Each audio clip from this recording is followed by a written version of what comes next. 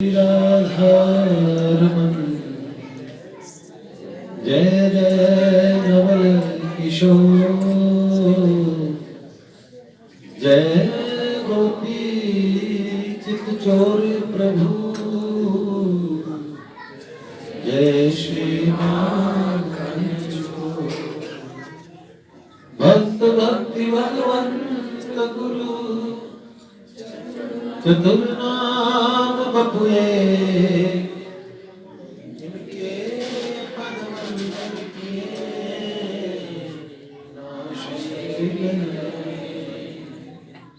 नारायणं नमस्कृत्यं नरं चैव नरोत्तमं देवीं सरस्वतीं व्यासं ततो जयमुदीरये शिलाडली लाल की परम पूज्य बाबूजी बाबा की देवर्षि नारद जी महाराज की जय जय श्री राधे जय जय श्री राधे जय जय श्री राधे। कैसे हैं आप सब लोग? ठीक है? अंगद जी का भी थोड़ा स्वास्थ्य ठीक नहीं था, पर भगवान ने शक्ति दी। मुझे भी सर में बहुत अजीब सा कल से रात से बहुत ज्यादा दिक्कत थी। आज तो श्री बलराम जी ने अस्वस्थ देखा तो उन्होंने छुट्टी कर ली। वैसे वो छुट्टी कभी करते नहीं है, खुद कितने अस्वस्थ हो, फिर वो भी अस्वस्थ हो गया।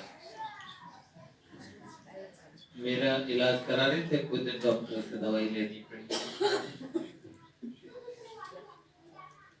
आज पूजा में आया तो अंगद जी को बैठे हुए देखा, ये सर पकड़ के बैठे थे पूरे। फिर उन्होंने बोला ऐसे, मैंने कहा मुझे भी ऐसा ही लग रहा है। और क्या बात है, लेकिन जब प्रवचन कर रहे थे तो पता ही नहीं लगा। प्रवचन का समय है ना, भगवान का समय होता है। अब भगवान जितना चाहे, सुनो ना, वो कहते हैं ना, जितनी चाबी भरी राम ने उतना चले खिलौना। वो सच बात है, क्यों गिरधारी? भगवान ने जितनी चाबी भरी उतना चलेगा।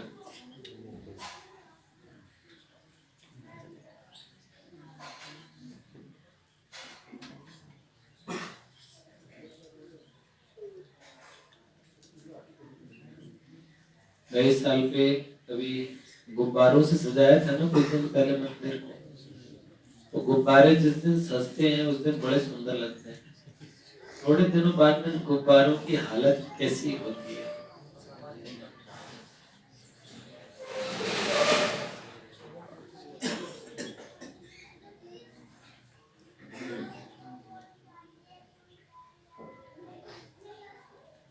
तो ऐसा ही लगता है कि हम सब इन गुब्बारों जैसे हैं।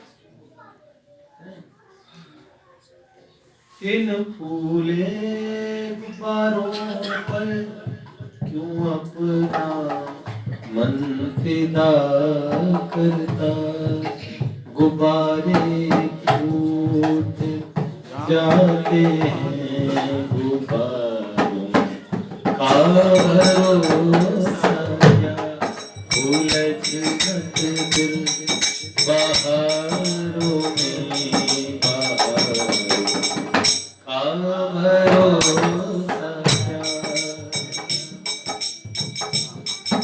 तमन्नाएं जो तेरी है, ये घड़ियां फुहारें है, ये सावन की तमन्नाएं जो तेरी है, फुहारें है, ये सावन की फुहारें सूख जाती है।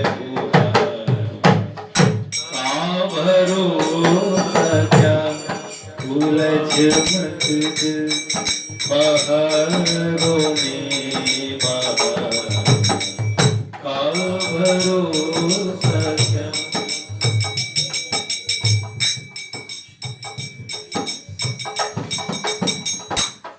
तू अपनी अक्ल मंदी पर विचारों पर न इतराना। तू अपनी अक्ल मंदी पर विचारों पर न इतराना। जो लहरों की जो लहरों की जो लहरों की तरह चंचल विचार का भरोसा क्या। जो लहरों की तरह चंचल विचार का भरोसा। कन्हैया की शरण लेकर विकारों से सजग रहना। कन्हैया की शरण लेकर विकारों से सजग रहना। कहाँ कब मन कहाँ कब मन कहाँ कब मन बिगड़ जाए बेकार आ भरोसा क्या। उलझ दिल बहारों में बहार का भरोसा क्या। सहारे छूट जाते हैं सहारे का भरोसा क्या।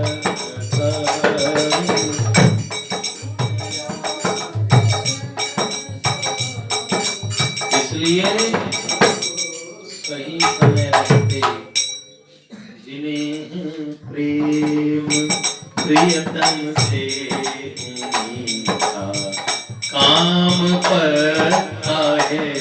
जिन्हें प्रेम प्रियतम से था काम पड़ता है। जहाँ चाहे रहे उनको वहीं काशी उमता है। जहाँ चाहे रहे उनको वहीं काशी उमता। ओहो क्यों।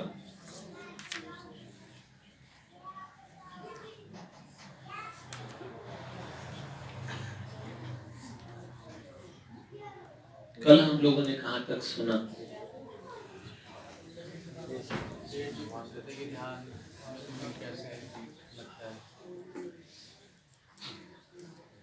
सेठ जी पूज्य भाई जी से जसीडीह बिहार में 1927 का दिन था, शुक्रवार था, 16 सितंबर था। इतनी ठंड नहीं थी। तो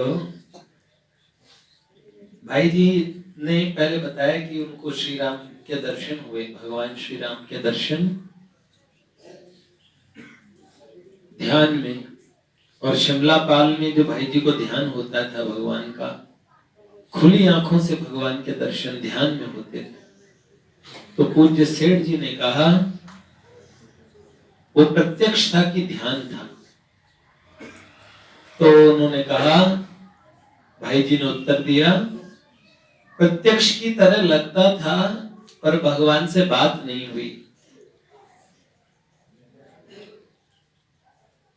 आपके ध्यान में माधव आते कि नहीं आते कभी कभार दिन में? आते हैं सबके मन में। आप तो इन्हें खुली आंखों से देख जाते हैं, लेकिन घर चले जाओ तो याद करोगे तो इनका ध्यान होगा। अभी तक इनसे बात नहीं हुई।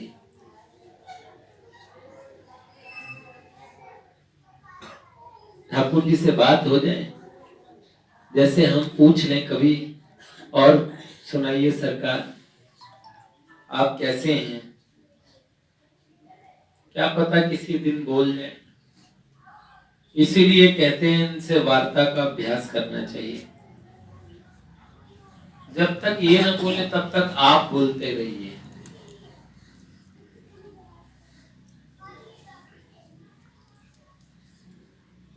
अपनी तरफ से बोलते रहिए, क्या बुरा है।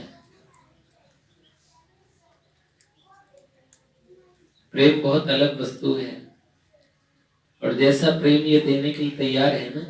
कल माही भैया ने कहा भगवान का बिगड़ क्या जाता है, हमें दर्शन दे देंगे तो क्या बिगड़ेगा, वापिस का हम अच्छे से।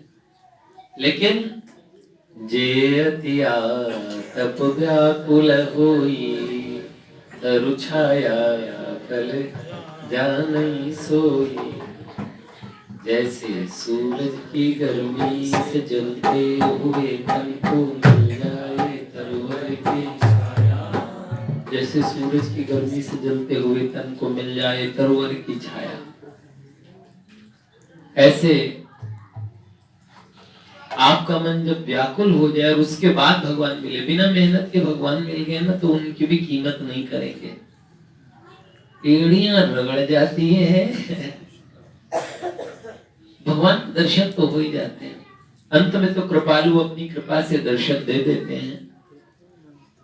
जिन्होंने इतना बड़ा, तुलसीदास जी भगवान से पूछते काहे बेसारो, काहे बेसारो, काहे से हरि मोह बिसारो। मुझे क्यों भूले सरकार, मेरे को पंगत में बिठा दिया फिर मुझे जिमा नहीं रहे हो। जिन्होंने इतना अच्छा कलयुग के अंदर में भी हमें भगवान की तरफ लगने का साधन दिया, इसका मतलब वो हमसे मिलना चाहते हैं, वरना ऐसी सोहबत ही न देते है? ऐसा रसिकों का समाज न देते, इतने सारे भक्तों का संग न देते। उनको मिलना तो था, उन्होंने मिलने का तो सोचा था। अब वो सोच चुके हैं तो कौन माई का लाल रोकेगा फिर। कैसे पता कि वो सोच ही चुके हैं हमसे मिलना इसी जन्म में। देखो भैया, जिन महापुरुषों की तरफ वृत्ति नहीं होती, इस समय सब फिल्म स्टार्स की तरफ सबका मन झुका होता है। जवानी है, बूढ़े बूढ़े लोग पूछते कौन सी पिक्चर लगी है, सब चीज। और हमारे भक्त हैं, उनको सबको संत प्यारे लगते हैं। इस आयु में संतों से प्रेम होना। पूज्य भाई जी का चरित्र सुन रहे हैं, रोज आ रहे हैं। जो रोज नहीं आते वो कई साप्ताहिक आते हैं, उन्हें अच्छा लगता है। हमारे भैया फिर 3-4 दिन बाद में पुनः इधर आए। अभी इनका ट्रांसफर नहीं हुआ, जब तक ठाकुर जी खींचेंगे तब तक आएंगे। भगवान बड़ी कृपा करता है। देखो बूढ़े बूढ़े लोग कितनी दूर से आ जाते हैं। बड़ी माएँ हमारी ऊपर चढ़ नहीं पाती हैं और इनको कैसे लेके आते हैं ऊपर, और फिर वैसे ही नीचे जाती हैं और वैसे ही शालीमार गार्डन से आती हैं। हमारे गिरधर प्रभु की दादी माँ, वैसे चलने में इनको घुटनों की समस्या बहुत ज्यादा है, लेकिन अपने घर से कल आ गई पैदल। आज भी बड़ी माँ आज कैसे है, आज भी अकेले आ गए पैदल। गिरधर कह रहे हैं इनके पैर ठीक करने। देखो कितने प्रेम से ठाकुर जी की बंसी बजी तो बड़े बड़े ऋषि मुनि जो भगवान के प्यारे थे ना, सब दौड़ पड़े। ऐसे ही हमारे कन्हैया की 7:30 बजे बंसी बज जाती है, फिर चैन नहीं पड़ता। और जिनको चैन पड़ता है उनके बिना ठाकुर जी को चैन पड़ जाएगा, और जिन्हें चैन नहीं पड़ता भगवान को भी उनके बिना चैन नहीं पड़ता। ये बात पक्की है। तो ध्यान के दर्शन भी दर्शन है, लेकिन उनमें स्पर्श नहीं है, बातचीत नहीं है। ध्यान में बातचीत करो तो बहुत अच्छा। एक पुस्तक है भगवान का विश्वास, उस पुस्तक को पढ़िएगा। उसमें भाई लॉरेंस की बात है, वो भगवान से बात करते थे और भगवान से बात करते करते पहले तो भगवान उनकी बातों कोई उत्तर नहीं देते थे, वही बोलते थे। जैसे हम ठाकुर जी से आके बोलने लगे, ठाकुर जी बड़े सुंदर लग रहे हो, बड़े अच्छे लग रहे हो, क्या बात है, ऐसे उनसे बातचीत शुरू करें। आज मेरे घर पे ये समस्या थी, ऐसे ऐसे थे। अगर मैं बताऊं किसी को चुगलखोरी की आदत है तो उसे चुगलखोरी किससे करनी चाहिए? सारी शिकायत भगवान से ले जाके कहनी शुरू कर। हाँ, बस भगवान से ये ना बोले किसी का बुरा हो जाए, पर अपनी बात कहने की आदत हो ना तो वो भगवान से बात करना शुरू कर। ठाकुर जी खाली बैठे हैं, इनके पास सारे ब्रह्मांडों का काम है, लेकिन तब भी ये इतने सब भक्तों के पास रहते हुए भी अकेले हैं और हमेशा सबके आने का इंतजार करते रहते हैं। तो जो भी इन्हें कहेगा उसकी सुनेंगे। अब मैं कैसे कह रहा हूं, मैंने 4-5 वर्ष पहले गीता भवन में शिदामणि पिताजी से पूछा था। उसके बाद में मैंने कहा पिताजी ये सुनते हैं क्या? मुझे कभी कभार लगता है ये कान बंद करके रहते हैं, जैसे कोई बहरा आदमी होता है ना, उससे कोई कितना ही कह। रामकृष्ण प्रभु की दादी माँ बैठी है,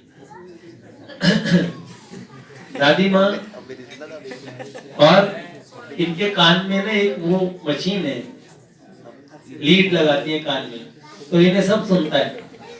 तो जब इन्हें अपनी बात कहनी होती, रामकृष्ण बता रहा था मुझे, जब इन्हें किसी को सुनाना होता है तो ये उसे सब बात सुना देती है, उसे कह देती है खूब भर भर के।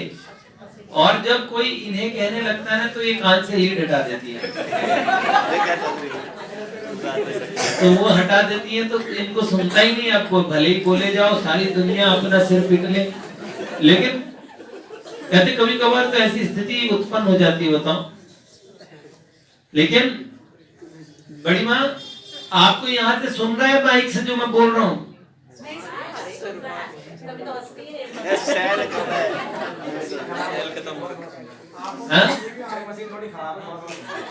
अच्छा, थोड़ा थोड़ा सुन रहा है क्या? एक्सप्रेशन से समझ जाती है एक्सप्रेशन। लेकिन देखो भगवान के सत्संग में आके बैठती है, चाहे सुने या ना सुने। अच्छा, भगवान को पता है कि वो ठाकुर जी तो देख रहे हैं कि ये आई हैं, इन्हें सत्संग में सुन खराब हो रहा है। वाह वाह, बहुत बढ़िया, बहुत। ये कितनी बड़ी बात है, यही बहुत बड़ी बात है बड़ी माँ। सुन नहीं रहा कोई बात नहीं, देखो किसी को दिख नहीं रहा, चल नहीं रहा। शरणानंद जी महाराज को दिखता नहीं था और बिहारी जी के मंदिर में आ गए। जिनके नेत्र, जो नेत्रहीन हो, जिनकी आंखें में रोशनी ना हो, ऐसे संत भी भगवान के दर्शन करने रोज पहुंच जाते थे। किसी ने कहा बाबा आप क्यों आते हैं, आप तो दर्शन नहीं कर पाते। उन्होंने बोला मैं तो दर्शन देने आता हूँ ठाकुर जी को, कि भाई मेरे तो नेत्र नहीं है, रोशनी नहीं है, आपकी आंखों में तो रोशनी है, मैं आया था। हमारे लिए बहुत बड़ी बात नहीं है क्या? आते हैं इनके पास में। तो ऐसे ही तो पूछा था मैंने, ठाकुर जी को सुनता है कि नहीं सुनता है? इन्होंने भी फिर बाद में तो पिताजी का उत्तर तो बड़ा सुंदर था, बड़ा विस्तृत उत्तर था, लेकिन मुझे खुद पता था कि ये सुनते हैं। लेकिन कभी कभार खींच के हम भी भगवान से कहने लगते हैं आप सुन नहीं रहे हो, हमारी बारी में आपने कान मूंद लिए हैं, तो ये बात है। तो सेठ जी ने पूछा भाई जी से कि अगर साक्षात समझते हो भगवान के दर्शन होते हैं तो उनके चरण स्पर्श का प्रयास क्यों नहीं करते? ये तो तुम्हारी दृढ़ भावना हो सकती है। भाई जी ने कहा मुझे भी ये दृढ़ भावना ही लगती है, जब तक मैं ध्यान करता हूँ तब तक मूर्ति दिखती तथा चलते हुए भी दिखती है, बैठे हुए भी दिखती है, आसपास की वस्तुएं भी दिखती है, यहाँ भगवान भी दिख रहे हैं और वस्तुएं भी दिख रही है। इस तरह मुझे दिखता है। भाई जी ने सेठ जी को बताया। सेठ जी ने कहा इसे ध्यान की प्रगाढ़ स्थिति समझना चाहिए। और फिर इसके बाद सेठ जी विश्राम का समय होने से भाई जी घनश्याम दास जी दोनों चले गए। फिर भाई जी के मन में इच्छा हुई कि सेठ जी से प्रार्थना करनी चाहिए, भगवान के सगुण दर्शन करने की मेरी इच्छा है, सेठ जी दर्शन करा सकते हैं। थोड़ी देर बाद 2 बजे भाई जी तथा घनश्याम जी सेठ जी के पास गए। जाते ही सेठ जी ने कहा आज हम लोग पहाड़ी पे चलेंगे, ध्यान करेंगे। सेठ जी को भगवान का ध्यान कराने का बड़ा चाव था। गीता भवन के नंबर 7 में आप लोग जो लोग नहीं गए कभी चलिएगा, वट वृक्ष है, बड़ का पेड़, वहां सेठ जी ध्यान कराते थे लोगों को। एक बार तो लोगों ने ये कह दिया कि सेठ जी ध्यान तो तब होता है जब कोई चीज देखी हो तो उसका ध्यान अच्छे से होता है, तो आप एक बार भगवान के दर्शन करा दीजिए। और उस समय कहते हैं सेठ जी ने सामूहिक रूप से सबको दर्शन कराए थे भगवान के। तो उनमें तो सामर्थ्य था, भगवान को कह दें तो भगवान दर्शन दें। अच्छा, सब लोग पहाड़ी पर आ गए। आगे आगे सेठ जी रास्ते में कई जगह देखी गई। सेठ जी ने कहा ये जगह भी नहीं, ये जगह नहीं। लोगों ने कहा जगह अच्छी लगती है, परंतु सेठ जी को पसंद नहीं आई।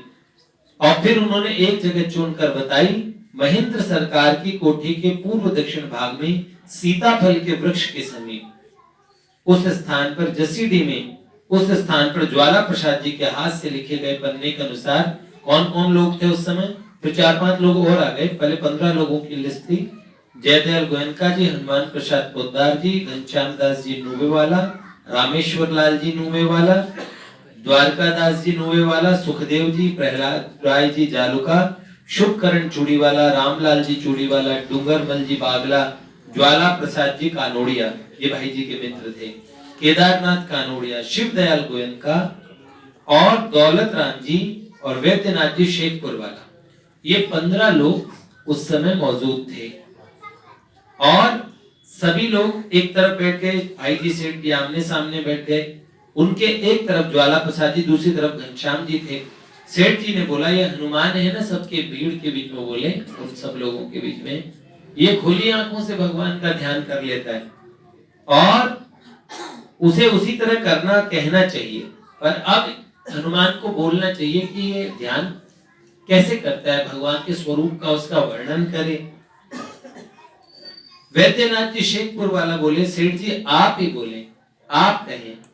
तब सेठ जी ने कहा मैं विचार तो यही करके आया था कि हनुमान की द्वारा आप लोगों को बात सुनानी है, इसलिए तुम्हें हनुमान को ही उसी तरह से ध्यान कर मतलब कहना चाहिए और लोगों को बताना चाहिए। मैं भी पीछे कहने का मेरा भी विचार है।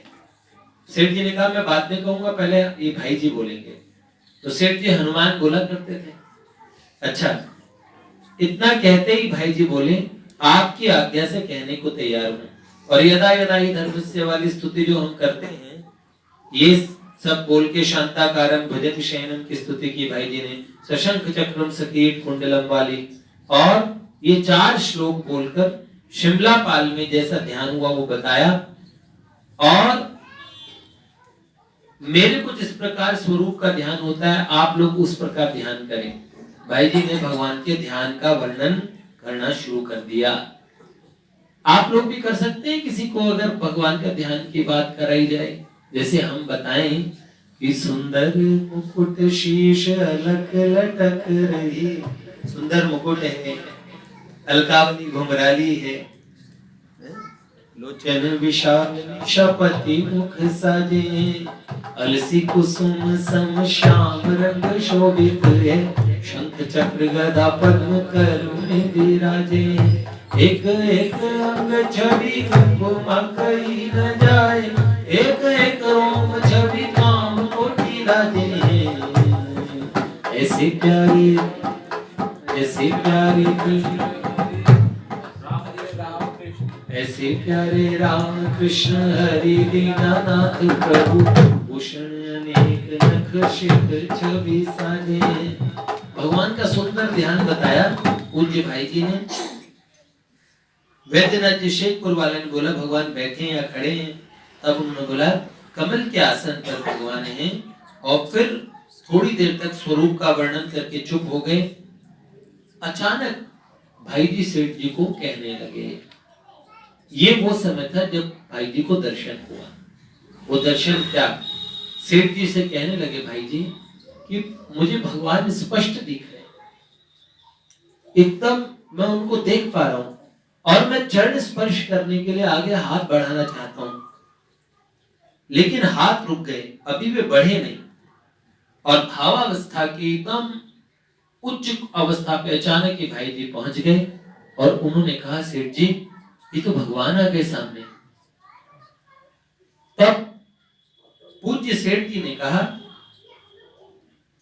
ये देखो मेरे समीप आ गए। पूज्य भाई जी कहने लगे, और मैं इनको स्पर्श करना चाहता हूं, ये फिर थोड़ी सी दूर हट जाते हैं। मैं स्पर्श करता हूं, आप भी स्पर्श करें, देखो भगवान के चरण मेरे समीप आ गए। सब लोगों को कहने लगे। फिर अचानक बोले, लो भगवान तो अंतर ध्यान हो गए। सेठ जी अचानक बीच में अनजान से बन के पूछने लगे, अंतर ध्यान होने का तो मुझे पता नहीं, लेकिन हनुमान अभी जो ध्यान की बात तुम बता रहे थे, भगवान के स्वरूप का वर्णन करते थे, कर रहे थे, वो करते रहो, बताते रहो। तुम बोलोगे या मैं बोलूं? इस पर भाई जी ने बोला, मैं कहूंगा, आपने बोला है, पर मुझे चरणों का स्पर्श जरूर होना चाहिए। अब पूरे भाई जी को उसी तरह भगवान के दर्शन होने लग गए और भाई जी कहने लगे, देखो ये भगवान के चरण रहे, मैं स्पर्श करता हूं।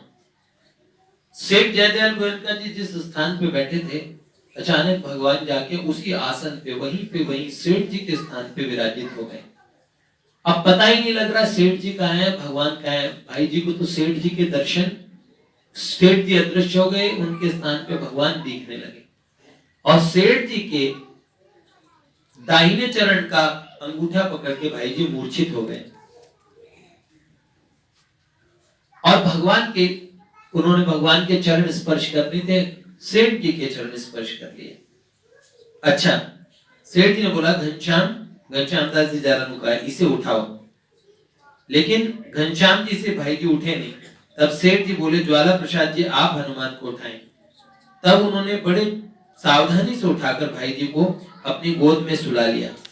इस प्रकार भाई जी निष्पंद और निश्चल अवस्था में प्राय 1.5 घंटे तक बेहोश रहे और 5 लोग उस समय और आए, उनका वर्णन भी किया और इसके बाद में सेठ जी ने भगवान के स्वरूप के विषय में बताया। स्तुति समाप्त होने के थोड़ी देर बाद भाई जी ने आंख खोलकर फिर उसी समय बंद कर ली। फिर थोड़ी देर बाद आंख खोलकर कहा, भगवान तो चले गए। तब सेठ जी ने बोला, भगवान चले गए तो हम भी चले।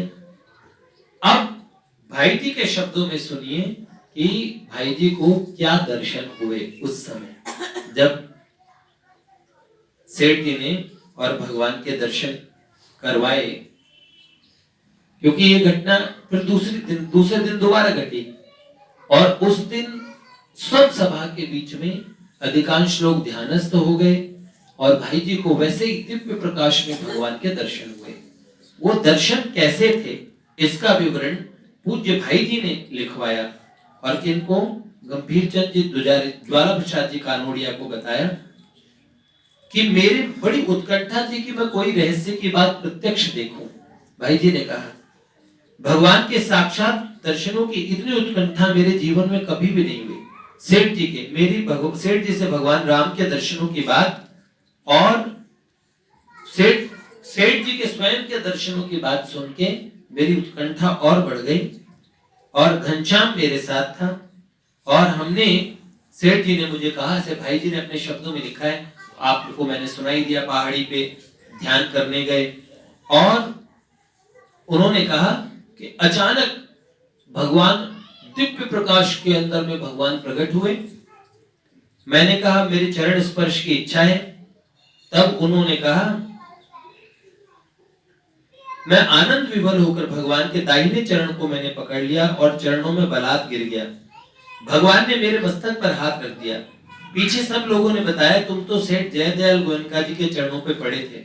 बाकी मेरी दृष्टि में उस समय भगवान नारायण के सिवाय कुछ नहीं था, केवल सिर्फ भगवान नारायण थे, सेठ जयदयाल गोयनका जी भी नहीं थे। इस स्थिति में मैं बहुत देर तक पड़ा रहा और भगवान मेरे मस्तक पर हाथ रखे हुए हंसते रहे। 1.5 घंटे तक, जिस समय भाई जी मूर्छित रहे उस समय 1.5 घंटे तक भगवान ने उनके मस्तक पे हाथ रखा हुआ था और भगवान उन मस्तक पे हाथ फेर रहे थे और मुस्कुरा रहे थे। और इतनी देर में 1.5 घंटा बीत गया बाहर। ऋषि लोग 80-80 हजार वर्ष की समाधियां करते हैं, कई युगों की समाधियों में बैठे हुए महात्मा हैं। कैसे?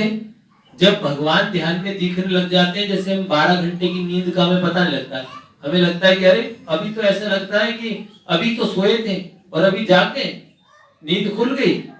ऐसी अवस्था में भाई जी ने देखा, कुछ समय के बाद मुझे दिखा। देखो कैसे दिखा। सेठ जी प्रेमा भक्ति प्रकाश नाम की पुस्तक पढ़ा है, ध्यानावस्था में प्रभु से वार्तालाप।